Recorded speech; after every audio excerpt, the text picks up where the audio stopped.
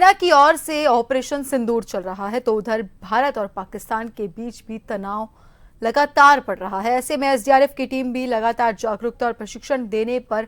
Focus कर रही है। टीम ने योजना भवन के कर्मचारियों को पहले सुरक्षा और बचाव के उपाय बताए, जिसके बाद मॉक ड्रिल करते हुए घटना के समय बचने और बचाने के उपाय भी बताए। मौके से जानकारी दी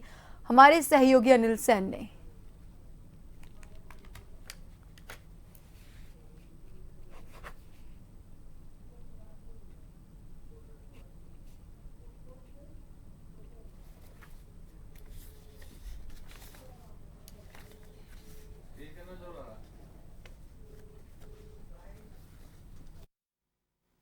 बड़ी इमारत होती है, वहाँ पर बड़ी संख्या में कर्मचारी रहते हैं। क्या करना चाहिए पहले अगर इस तरह का कोई हादसा होता है, क्योंकि भगदड़ मच जाती है, लोग भागे नहीं, सुरक्षित रहें, उसके लिए सबसे पहले क्या करें कर्मचारी वर्ग? लोग भागे नहीं, भगदड़ नहीं मचे, इसी को ध्यान में रखते हुए लोगों को अवेयर करने के लिए ये जानकारी दी गई थी कि इन परिस्थितियों में आपको नुकसान कम से कम कैसे हो, कैसे इससे बचाया जा सके, उसकी पूरी जानकारी दी गई थी कि किस तरह की परिस्थितियां अगर बनती है तो उस प्रत्येक परिस्थिति के हिसाब से पूरा डिटेल में ब्रीफ किया गया था कि अगर हमला होने से पहले की कोई वार्निंग होती है तो उस समय आपको क्या ध्यान रखना है, अगर अटैक हो गया तो उस समय किस तरह से रखना है, और सबसे इम्पोर्टेंट चीज़ है कि हमले के बाद में जो लोग घायल हैं उनको हम कैसे सुरक्षित प्राथमिक उपचार देके, और जब तक कि एडवांस मेडिकल फैसिलिटी या वो हॉस्पिटल में नहीं पहुंच जाते, एम्बुलेंस नहीं मिल जाती, उससे पहले उनको कैसे बचाया जा सकता है। क्या सुरक्षित स्थान कौन से माने जा सकते हैं? बेसमेंट अक्सर होते हैं, लोग सोचते हैं कि लिफ्ट से जाएं, हम लोग बेसमेंट से उतर जाएंगे, या फिर दीवार के साथ साथ रहें, जैसे आपने अभी ट्रेनिंग में भी बताया। देखिए, जहाँ तक लिफ्ट का है तो लिफ्ट तो ऐसे समय में बिल्कुल प्रयोग नहीं करनी है, और बेसमेंट का जहाँ इस तरह का कोई बंकर टाइप या इस तरह का कोई सुरक्षित बेसमेंट है तो उसका इस्तेमाल किया जा सकता है। बाकी अगर आप रोड के ऊपर हैं तो वहाँ लेटना है। अगर आप रात के समय इस तरह की घटना होती है तो किस तरह से ब्लैकआउट करना है, किस तरह से रोशनी बाहर नहीं जाए, आगे बाहर जो हमला है उसकी भयावहता न बढ़े, उसको ध्यान में रखते हुए सारी चीज़ें बताई गई आज। सर, एक हाल ही में आपने देखा था अजमेर की घटना हुई, होटल में आग लग गई, लोग जंप लगा देते हैं खिड़की से। इस कंडीशन में क्या हो, जब नीचे लोग नहीं आ पा रहे हों, क्या करें? सिविल डिफेंस की टीम का इंतजार करें या टीम पहुंच गई तो इंतजार करेंगे वो लोग उनको रेस्क्यू करेंगे?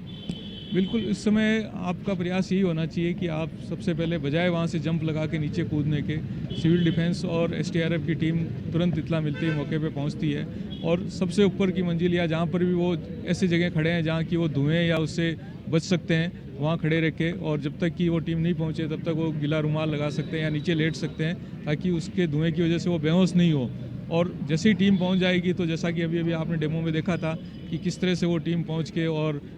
चाहे किसी भी बिल्डिंग हो, 2 मंजिल, 3 मंजिल, 4 मंजिल, वहां से लोगों को बड़े सुरक्षित तरीके से रेस्क्यू करके नीचे ले आती है और उसको प्राथमिक उपचार करने के बाद में आगे हॉस्पिटल में भिजवा देती है। छत के ऊपर से आपने देखा किस तरह से रेस्क्यू किया जा सकता है? जी देखिए, ये हमारे रूटीन रेस्क्यू ऑपरेशंस में शामिल प्रोसेस होती है, जो हम हर डेमोन्स्ट्रेशन में भी बताते हैं इस तरीके से कि अगर कोई आग की सिचुएशन हो जाए कहीं पे तो हमें किस तरीके से लोगों को बाहर निकालना है, क्योंकि लोग डर के मारे ना तो लिफ्ट से आ पाते हैं, क्योंकि लिफ्ट्स वगैरह ऑफ हो जाती है उस वक्त, ना वो सीढ़ियों से आ पाते हैं। ठीक है, तो उस कंडीशन में हम क्या करते हैं, उन बिल्डिंग से किस तरीके से हम नीचे इवैक्यूएट करते हैं उनको सेफली, उसका हमने आज आपको डेमोन्स्ट्रेशन दिया। महिलाएं हों, बुजुर्ग हों या फिर चोटिल हो जाते हैं, उनके लिए किस तरह से इंतजाम करते हैं आप लोग? जी, महिलाओं बुजुर्गों के लिए जो खुद के लेवल पे उतरने में सक्षम नहीं हो पाते हैं, उनके लिए हमारे पास में पोर्टेबल स्ट्रेचर्स हैं, और हम एडिशनल सेफ्टी फीचर्स के साथ में एक रोप और अटैच करके नीचे भेजते हैं ताकि वो सेफ तरीके से नीचे लैंड कर पाएँ। ठीक है, बहुत बहुत धन्यवाद आपको। आप लोगों ने भी देखा रेस्क्यू किस तरह से हो सकता है, अगर इस तरह की कंडीशन में आता है तो कुछ समझ आया आप लोगों को किस तरह से रेस्क्यू होगा? बिल्कुल समझ आया है, ये बहुत अच्छा बताया इन्होंने, कभी कल वो हो जाए तो ऐसी कोई घटना, तो इसलिए